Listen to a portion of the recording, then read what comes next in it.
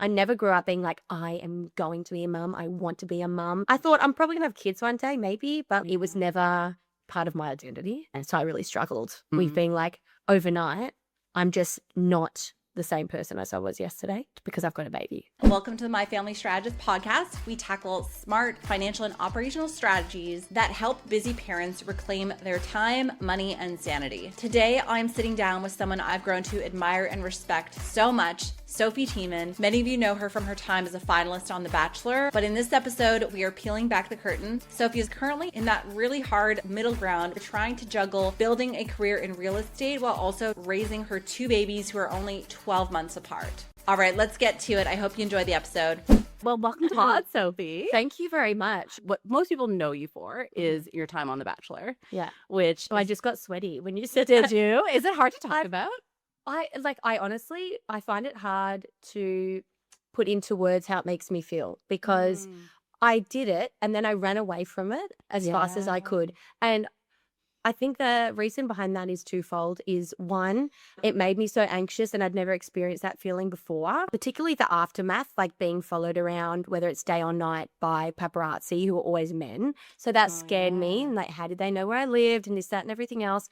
And then second of all, I was working a corporate job. The importance of remaining level-headed and appearing to look nice and normal on TV and post that in the media was super important as well. Yeah. So naturally, I just was like, I need to run away. This is all too much. Yeah. And I was reflecting on this. You filmed in 2018. Yeah. This is before Lux Listing, before Selling Sons, before the reality shows were deeply embedded in real estate. Yeah. So was it viewed as a bit of a career ending move to go on reality TV? I was wondering where you were going with that. Like, what was it like back then? Because now it'd be probably more acceptable. I don't know. I'm trying to think what they put my title as. I think it may have just been valuer or like property valuer. And no one knows what that is. No. Like, you don't go to primary school and be like, I'm going to be a property valuer. And anybody that becomes a valuer or has been one, they'll all tell you, you just fall into it because it's just word of mouth. And maybe you like real estate and then you hear someone's a valuer and you're like, wait, what's that?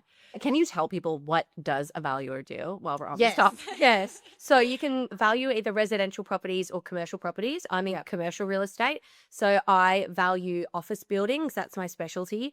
And we really valued anything from about $20 million worth in value up per asset. And the reason people get valuations is they might be buying an asset, they might be selling an asset, they might be refinancing. The banks are our largest client. They rely on these valuations. Otherwise, people might just want it for reporting purposes internally. If they run their own private business, they might just want to know where the market's at and where their property is sitting in their portfolio. That's ultimately what it is. So yeah, I naturally just fell into it.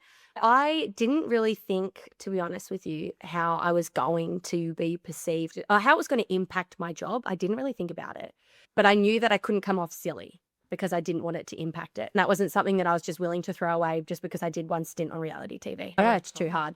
Did you feel like you had to work twice as hard to prove yourself? Not that you came across as silly. In fact, you came across so mature, and I couldn't believe that you were actually 24.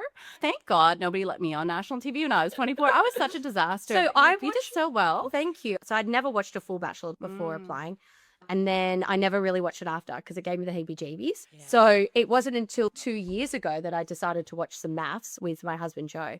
And we were like, oh my God, these people are so young and they seem so mature. But now you're saying you watched me and thought that. So I wonder if I look back, I think the same thing. I don't know. I mean, we're always our own harshest critics. Right. So it's hard. But no, you definitely did really well. So you've had so many different identities.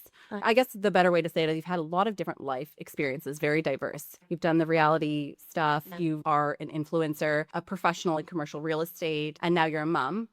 Irish twins, of all things. How has your identity had to evolve? And was there a part of you that grieved any of those past identities as you moved through that? That is so interesting that that's how you've perceived it. I've never looked at it that way.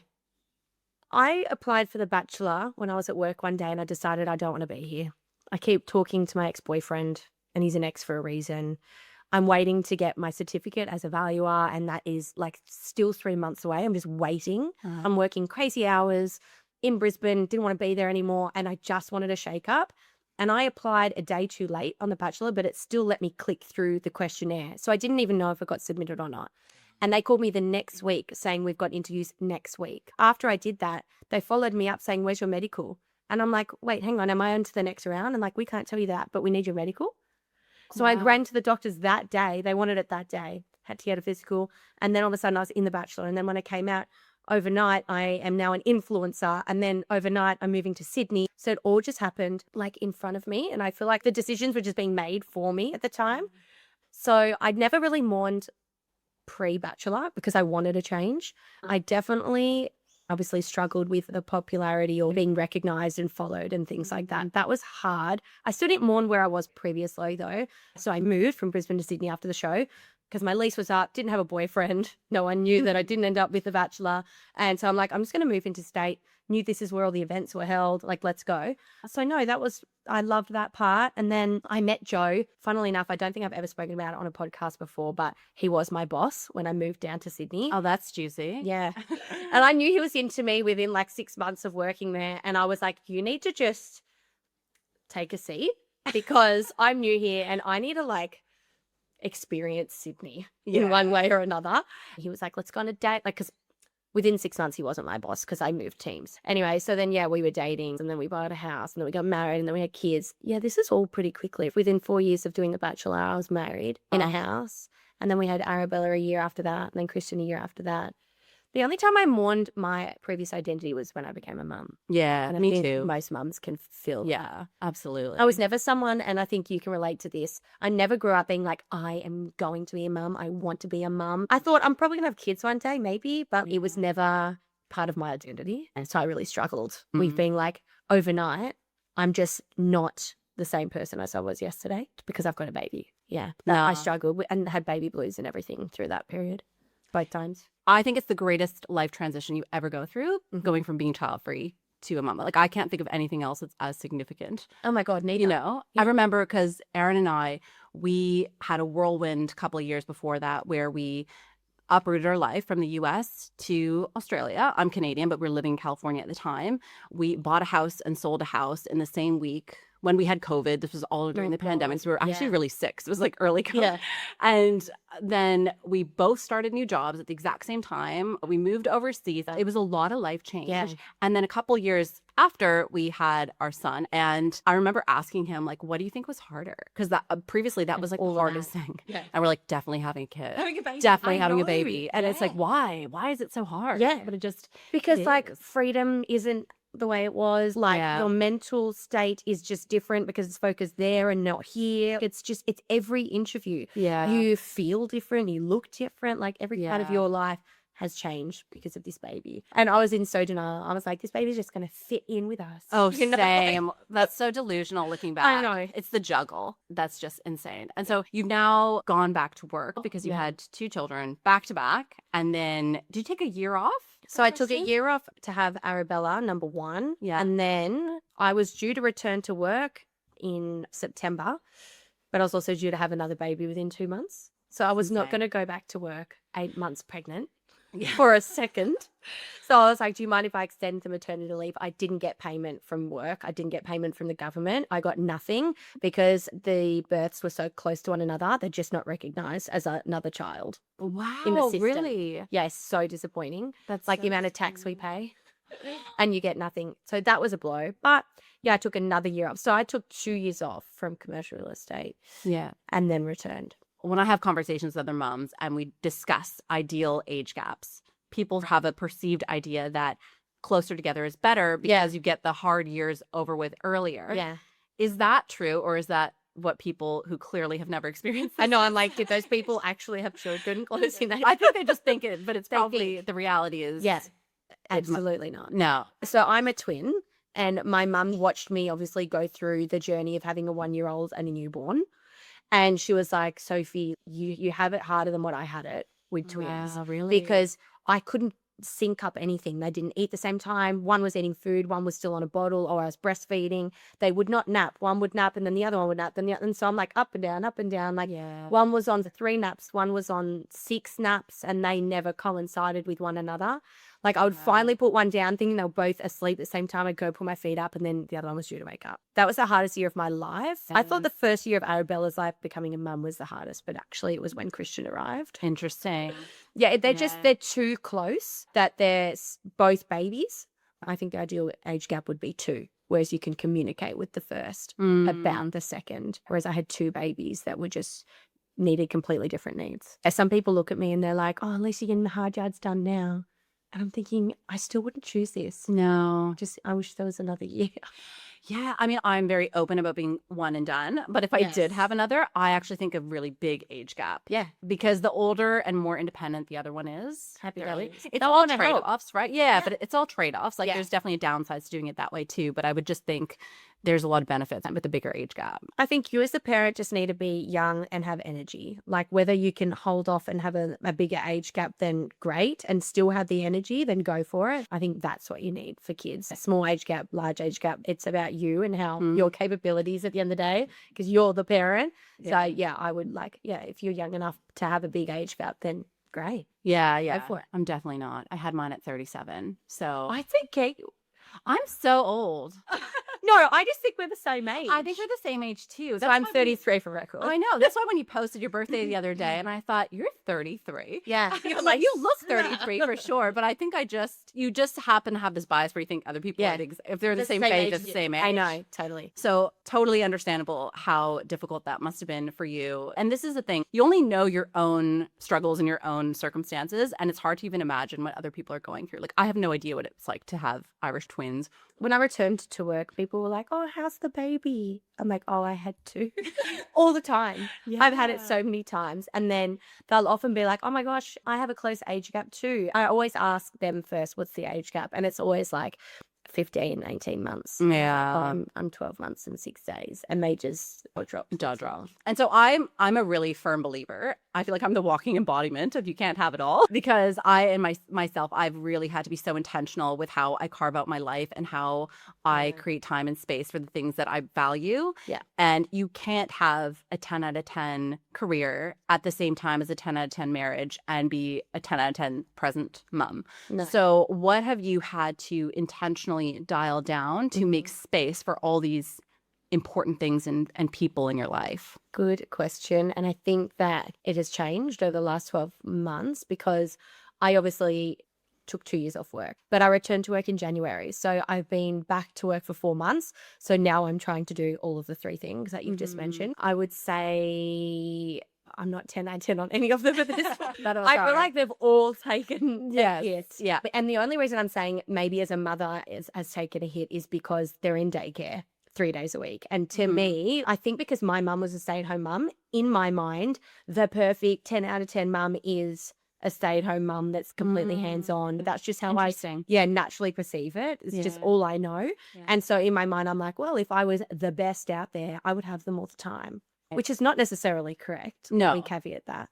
So that's why I'm like, oh, maybe I'm not a 10 there. And then marriage, well, hello, I've got 2 kids under 2 almost-ish. My poor husband, and for me, we just we can't give each other the time that we both deserve. But I've got a very wise older sister, and she's like, you are not allowed to judge a marriage with young kids. I so agree with that. Because they're just figuring it out. They're just trying to survive for the first couple of years. And so Joe and I remind each other of that. So we just need to be okay with the fact that maybe there's less rendezvousing right now, or maybe there's less date nights. We try and squeeze them in, but, we're tired all the bloody time. So, not great, but still good. We're such a good partnership with these kids. I could not imagine having Irish twins with anyone else. If he wasn't, and he was a full-time worker and a very hard worker, but so hands-on still. And then what was the third part? Work, career. Yeah. I have to leave work early to come home, do the night shift with the kids, and then I log back on. So work also even takes a toll. It's not easy. And it's always changing every week. Sometimes I feel like I've nailed work, but slipped in parenting. And the next week I definitely slip in work, but I'm nailing parenting. The balance, I don't know. It's unless I removed one of them, then I'd be actually probably killing it in both. I don't think you can. I agree with that. And I think it's not a balance. It's really a juggle. I find that to be the better word for it. I think it was I'll have to look this up later, but the former CEO was talking about, you have all these balls that you're juggling in the air, career and being a parent and being a wife. Most of those balls are made of rubber, but the one that is the ball around your kids and family, that one's made of glass. So the idea is that you're juggling a ball. The career ball is definitely made of rubber. Yeah. If you drop it, it will bounce back up. You can get another job. But the one that is made of glass, that's the one you have to nurture. That always stayed with me too, because I think that's really true. And it's just a good reminder of what's most important to you and to live life in line with your values. Totally. Yeah. Like I walked away from a 15-year-long corporate career to spend more time with my child. I didn't have a path of going part-time there. It was really no option for me, and I just had to make a choice. Becoming a mom just changed how I defined success so much. Yeah. And it was no longer title, money, and all of those things that I previously regarded really highly. It was just spending quality time with my infant child. And it's interesting you say that. So before I had children, me at work, I cared about everything. I'm now in sales, so it's called Capital Transactions. I cared about my name being on all the listings. I cared about being in front of all of the clients, and I wanted the better relationship and this, that, and everything else. And then since having kids, returning to work, my definition of success has absolutely altered as well. I still care, but I don't have the time to care as much as I did. And I also look at situations differently. Like people used to rile me up easily at work, but now I'm like, I don't have the time for this. And also like, you're just not worth the energy. So I'm just not going to care so much. And it actually makes work a little easier. It is a blessing. I do find it puts things in so much perspective. I found for myself, I've never had to be more efficient in my life. I have guardrails around the amount of time I work. And so I have to constantly innovate, find ways to outsource, use AI at work or in life, find ways to become more efficient. And so I think it is one of the silver linings of parenting is it forces you to just really be more productive. Absolutely. Yeah. You mentioned you took a 2-year career break. Did you have to make any adjustments in terms of how you lived life? Obviously going down to one income or less income as a household. Yes. And we had never really budgeted before, but being in that position forced the conversation and pulling up an Excel spreadsheet, looking at who has what cards. So that was fun. Honestly, you could spend days trying to figure out how to put a proper budget together. Like, I'm sure there's probably a platform out there. Well, I literally just did an episode on creating a family budget in a really simple way. But I guess most people, I think, don't appreciate or understand how expensive it is to have a child. Yeah. And you wait until after to do the budgeting until you're already in the tricky situation. Yeah. So was it like that for you guys? Yeah, like all of a sudden I'm like, well, we need to buy a cot now and we need to buy a rocking chair now. I'm like, these are all big cost items. Oh, yeah. And it was fine as I was working. But then, you have the baby and then the continual cost of nappies and wipes. And like, you want to have the best nappies. So you're probably going to go to Huggies, which then all of a sudden you're looking at the per nappy cost and you're like, oh gosh, like I should be going there. But now their skin's used to this one. And like, there's lots of things that you don't think of or you don't even consider budgeting for the baby, right? Like they arrive and you're like, oh my God, it's not just spew cloths, it's bloody everything. It's everything. And I talk about this in some of my podcasts, which I think 2 things happen when you become a parent financially. It's the death by 1,000 cuts, which is what you're explaining, which is the nappies, the wipes, your water goes up, electricity goes up, another mouth to feed groceries. But then it's big structural changes, like taking 2 years off. Oh, yeah. Plus super contribution.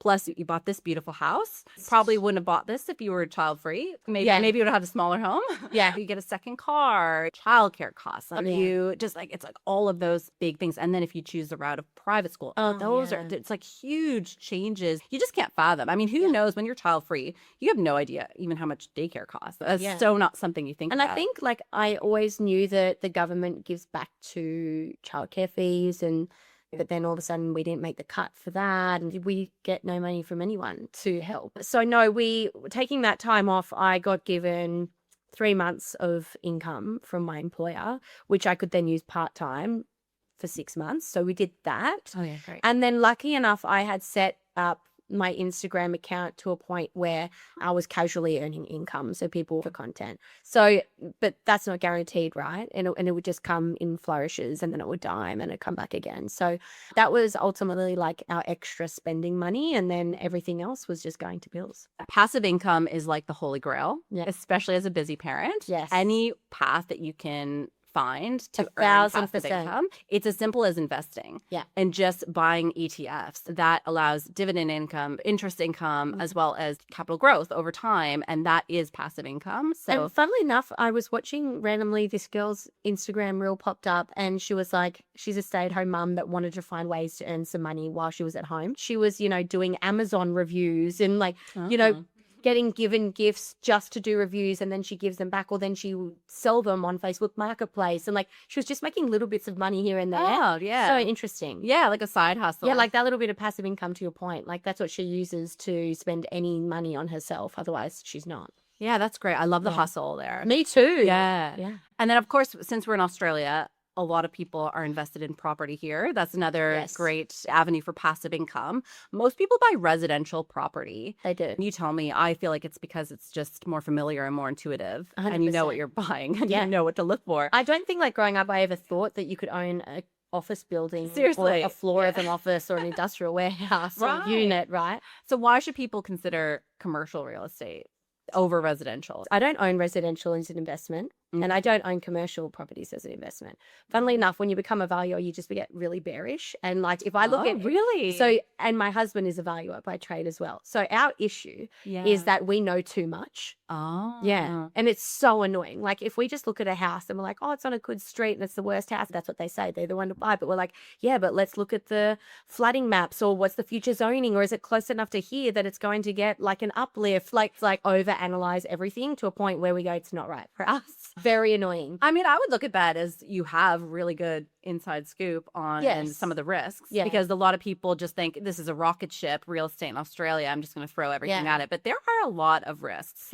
Right now, so I have a residential property and I had a bad property manager basically. And there's 6 months of water damage from a water leak that they didn't get on top of. And there's issues with the deck because there's 18 months of neglect because it's in a different state. We rely on them completely. So that's the issue, I think. And that's our concern with residential is it requires a lot of money for upkeep. Yeah. Right? Because people are living in it and they're in it 24/7. Whereas in commercial real estate, your tenant will be paying outgoings. But that's for cleaning, it's for upkeep, it's for maintenance, and that's all at their cost. Yeah, that's definitely what attracted me to commercial real estate. I'm trying to get into it now because it seems far more passive than residential. Yeah. Every time there's any minor thing you have to approve, you have to get involved. Whereas in commercial, they just handle all of it and they pay for it as well. Yeah, exactly. Did you buy your industrial shares?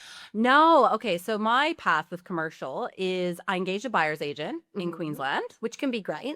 Yeah, I mean, we use buyer's agent for all of our properties. Okay. Our primary residence, and we have 2 residential ones. I think they provide a lot of value, and I found that the return that you get is high, especially in terms of time savings. And for every single property we bought it when we were either out of state or out of country. I was going to say, no option. were they inspecting it for you? Yeah. Yeah, great. Because I have spoken with someone who's using a buyer's agent right now that won't even go and inspect properties. I'm thinking, what do they do that's then? What their value is. Correct. Yeah. So make sure they're doing that if you have a buyer's agent. No, I think they're really At the great. very least, right? I'm having a hard time looking for a cash flow neutral or cash flow positive, which is very hard. So it's been challenging. It is, yeah. Especially in the current climate that we're in. Yeah, exactly. You own this property, though, your primary residence? Yeah. So this is another hot topic, buy versus rent. Yes. Right? And how did you make the decision to buy? To be honest with you, we're at a point where we're rent vesting is where it's at. You think so? Yeah. I think it's such a great idea because rent is so cheap, particularly in New South Wales right now. Yeah. And look what we're paying for our mortgages. We still have conversations where we're we could be living on the water in a 6-7 bedroom home for less than what we're paying for this. Yeah. Now, and then go buy somewhere else that you know will yield well. Yeah. So you still got an income stream. The tenant is helping you pay off the mortgage and you get to live it up. But yeah, we go back to our old school Australian values where you buy your home that you're living in. It's sort of just hard to get out of the only way that you know and that you probably witnessed your parents doing. But I think rent investing is really interesting and that's something that we probably would have done. If we didn't buy this, we would have considered doing that a year ago. I think rent investing can be such a great financial strategy if you actually do it. Yes. But I think the problem is psychologically, a lot of people think, oh, but if I spend a little bit more money, look how much more I can get. Oh, yeah. You And do so, need to, you need your threshold right. Yeah. You need to be smart about it. exactly. Like Yeah. the idea, if you did rent vesting, would be instead of buying a 7-bedroom property on the water, you'd actually spend a lot less, Yes. right? Yeah, And then you would less. invest that difference. Yeah. And that's where you can make money, and that's where you can build equity if you're renting, is that Yeah. you live a little more below your means, Mhm. and then you can save an enormous amount of Yeah. money. And if you were to invest that could be Yes. great. I have friends who rent their primary home, and they have, I think, like 6 different properties. Amazing. Right. And they're able to do that Mhm. over a long period of time because they can get away with such cheap rent. Yeah. But the other way, have you heard of debt recycling? You should Google this. If you are an owner of your primary residence, it's a way to get a tax deduction, to Love keep that. it really simple.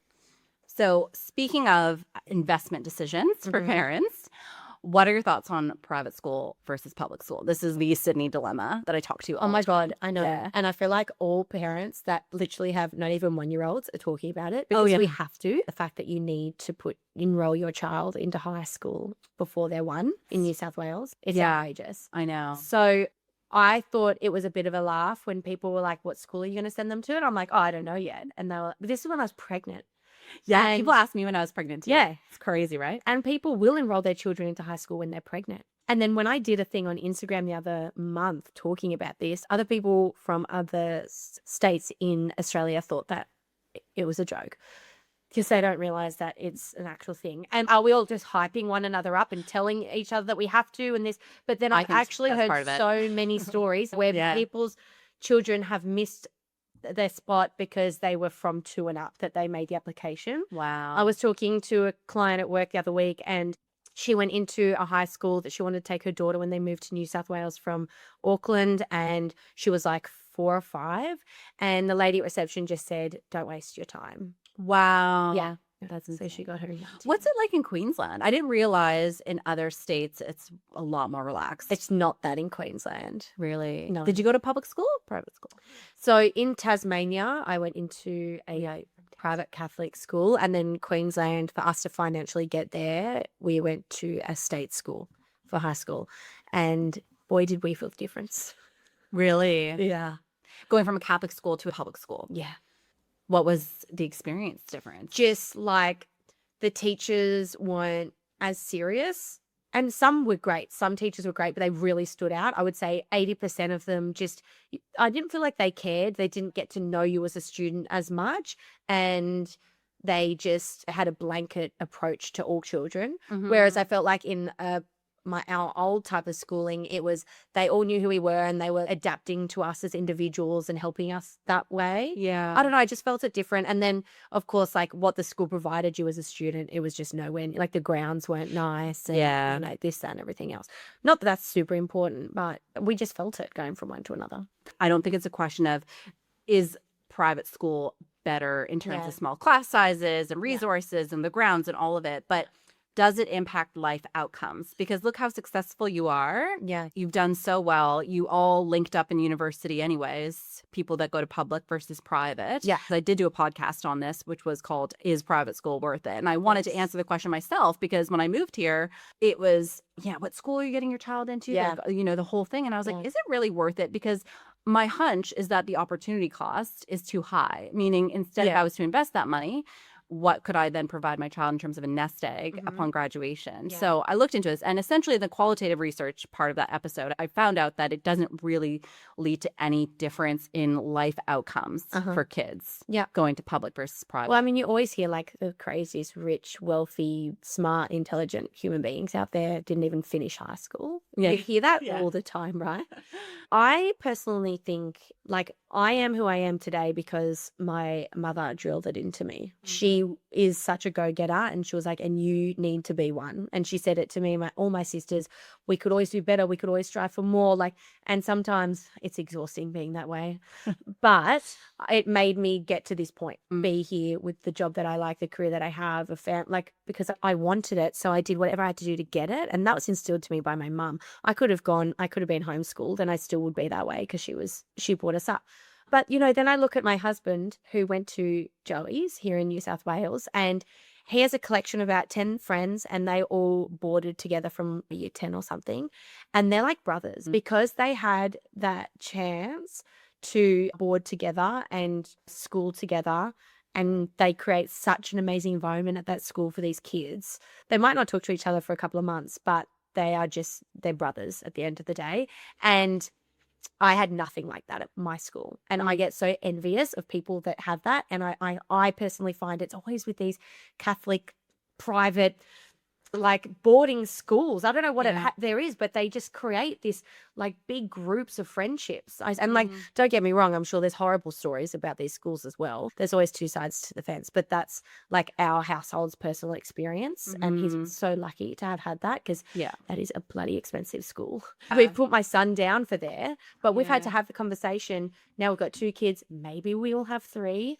Are we going to be in a position to pay these types of fees? Like we're now, I think it's about 40,000 per annum. I think it's 45 for Joey's. Right? Okay. Orlando's down. So let's just say we're paying $120,000 per annum for our kids to be in these schools. Yeah. And it'll be a lot more than that because you have to think about inflation. Correct. They're infants. Yeah. And so we have done what we need to do. We've done all the enrolling and we're going to make sure they're on the list, but we're also enrolling them another layer down in the schooling system because we don't know what position we're going to be in. Like I want the best with them, of course. Yeah. But I just don't want to hedge my bets on the fact that we can fund 150 grand a year just for schools. And that's not including all the extra bits and bobs, right? Yeah. Uniforms and all of that. I don't put all my eggs in that basket. So we've done a couple of different enrollment strategies. I think that makes sense to hedge your bets. And I have done the same. I did a few different wait lists just because it gives me peace of mind. I see it as insurance policy that I know that he'll get into a good school if I want to go that route. But at this time, after looking at the research and crunching the numbers, we are planning not to send LZ to a private school. I guess it'd be interesting to ask Joe this question, who has all these amazing friendships. And I hear that story a lot. That seems like a very Sydney thing, too. When I moved here, I found it interesting how so many people are so tight with their high school friends. Whereas where I come from in Canada, you still have that bond, but it feels like a million years ago and that people kind of drift in different directions. But I guess, the question for him would be, do you feel like you're better off having had that experience? Because alternatively, you could be sitting on maybe this house could have been paid for, right? No. Because if you were to do compound interest over time of however many years he went there. So I did ask him that because we're talking about the kids maybe not doing right. And he said he wouldn't be where he is today without the school. And I said, why is that? And it's a very individual response. He struggled a lot in school and his mum had him reading books, standing on his left foot, this, that, and like had all these weird, crazy strategies to help him learn. He just really struggled. And then I said, what about like if you went to a normal school and you just did some extra tutoring, like to make up for that? And he still just says, it's the school, it was the teachers. I just wouldn't be here where I am without that. He clearly smokes the... he drinks the Kool-Aid. That's for sure. I don't know. Interesting what you're saying, and I totally believe that. Yeah. I don't even know what I'm doing. Listen to my podcast and see what you think. I will. Because it's really interesting. Going into it, I was biased to think, I think just moving here and all my friends do it, and so that's what I hear is the best path is private schools are so much better. But then when I really dug into the numbers and I looked at the data, the conclusion I drew was that it is not worth it. Yeah. And instead, I would rather use that money, invest it on behalf of my son, and buy him a house. It's like because we would only consider doing high school and above, especially if we could continue to keep that invested for him, assuming like a 9% return on investment. It's like millions of dollars. Let me know what you're investing is giving you 9%. Yeah. No, stock market historically 9%. Okay. I mean, it goes ups and down, but even real estate, 5 to 10%, you're doing well. So I think based on that, my goal would be to send him to either a good public school, and I would move to do that, or a low-cost Catholic school or a low-cost small private school. I think that what sets someone up better for life is not a private school degree,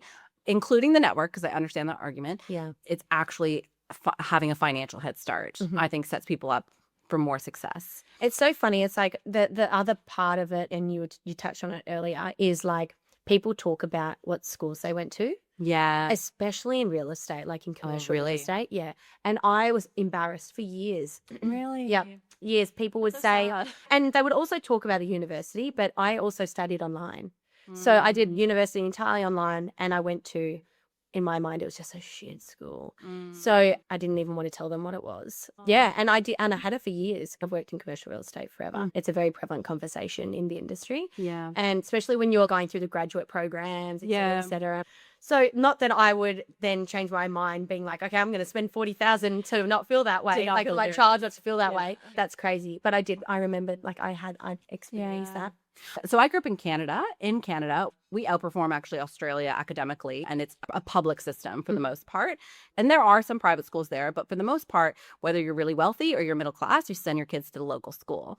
And what that does is it creates advocacy for the public system. Yeah, and exactly. the government has no choice but to make sure those schools are great and delivers on results. Love that. So I feel like it's actually a really big problem that there is this perception that you're not good enough, or it's just very classist if you don't go to this elite private school. The fact It's that you felt definitely an embarrassed. Australian thing. Yeah, For sure. it is. So when I moved to the States, the equivalent there is which college you go to, your university, Yes, right? okay. There's Ivy League schools. There's such a prestige factor. And so I used to work at Google, where they were known for only hiring people that went to Ivy League schools for a very long time. And what they did is they went into the data and they realized that there's zero correlation between the success and the performance of an employee who went to a prestigious school versus an average school. Yeah. And so they changed that rule. And so it didn't matter. The fact that was a rule is crazy. Yeah, I know. This is very, very early days. Now things are changing. That's the only reason I could get in there, right? Yeah. Because I went to a public university, a public high school.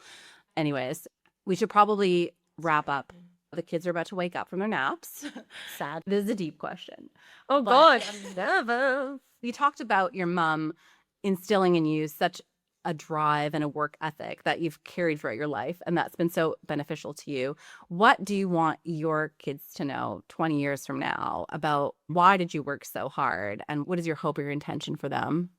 Oh, geez, there's so many layers to that. The reason Mum drilled this into us is because she did to year 10 and then that was it. And I feel like Mum would have loved to live another life where she studied and felt smart. But that's just the way it was back then, right? And she was in Launceston, small town. She was either going to be a teacher or a nurse. You know, there wasn't too many other possibilities out there. And that's why she moved our family out to Brisbane. It was for me and my sisters to have more opportunity. So that's why she raised us and instilled this drive. And I think it's good to have. It can be debilitating sometimes because I go back to Tasmania and I watch the way a larger population live down there, and it's just being happy and content with what they have. Yeah. And especially as a parent, you're always thinking, where should I take them next? What haven't they seen? What haven't they learned? And they're only 2. And like we put so much an amount of pressure on ourselves, but then you go back to a small town and they only have what they have and they're happy with it. Yeah. And I try and take a little bit of that back with me to Sydney each time. So having drive is all well and good, but also smelling the roses. Like, you know, you need to have a really good balance. I'm still figuring that out for myself. And I would like to have a bit more of that for the kids to see, because I don't want them to just always want more, because I don't think it's necessarily healthy. But yeah, I think it's just being confident. If you know me really well, you know that I'm actually not super confident, but I'm very good at faking it. And that's what gets me places. Like, you don't have to be 100% confident in everything that you do, but as long as you like fake it until you make it, then, you know, the world is your oyster. So I'm just going to instill that in them and they should hopefully kick some goals. I love that. That's beautiful. It's so important to have those reality checks. I'm glad you have a place that you can go to that gives you that life lesson, because it's so easy to get wrapped up here. Sydney is, like the opportunities are amazing, but there's just so many of them that you can sometimes lose yourself in it. Absolutely. Yeah. And like, just like take a breath and look at what you've already got. It's such a rat race. Yes, it is. Yeah. Thank you for sharing that, because you come across as ultra confident. Like, your listeners will be really surprised to hear that, I think. I know. And And you like, look at this beautiful feed and you think this is the most confident person ever. I know. Yeah. And really, I am one of the most sensitive people you would probably have met emotionally, physically. Like, I'm very sensitive to what people say and how they're maybe impacted by something else. I don't even need to be involved. And if I hear stories, it's like, I'll take it with me and hold it for the rest of the day. But because I am loud and I speak quite confidently. And I definitely do speak my mind, comes across as very confident. Yeah. There is real science behind fake it till you make it. And it's called the confidence competence loop. Yeah. And the idea behind it is if you just push yourself to do something and try something new, by virtue of doing that, you gain more confidence because you try it and maybe you fail, but you learn, or you succeed and that gives you a boost. Yeah. And it prepares you for the next thing that you push forward. And it's a feedback loop because the more that you're able to push yourself and take things on, it then improves your confidence. And you can do that in any part of life, whether it's like becoming a mum, like we'll go into it. I thought I could fake it till you make it, you know. And I actually learnt that fake it till you make it phrase when I was dancing, and I was like 7. And I remember my dance teacher was like, "Come on, Sophie, fake it till you make it." I'm like, jumping and splitting and and that's where I first heard it, and it's just stuck with me. But yeah, you can use it in everything. Yeah, I love that. Well, thank you so much for the time today. It was such a I feel like pleasure. we've covered so many topics. And if anyone has any questions on anything we've touched, obviously this is your podcast to ask me. But also my DMs are always open if anyone wants to message me. That's so kind. DM us. Yeah. All right. Well, thank you again. And I hope everyone has a good day. Thank you. Bye. Bye. Thank you so much for listening. I hope my conversation with Sophie made you feel a little bit less alone in the juggle today. If our chat about private school or family budgets sparked a light bulb moment for you, I've already done all the deep research, and you can check out my full expert breakdown on these episodes right here in your podcast feed. I hope you have a great day. See you in the next episode.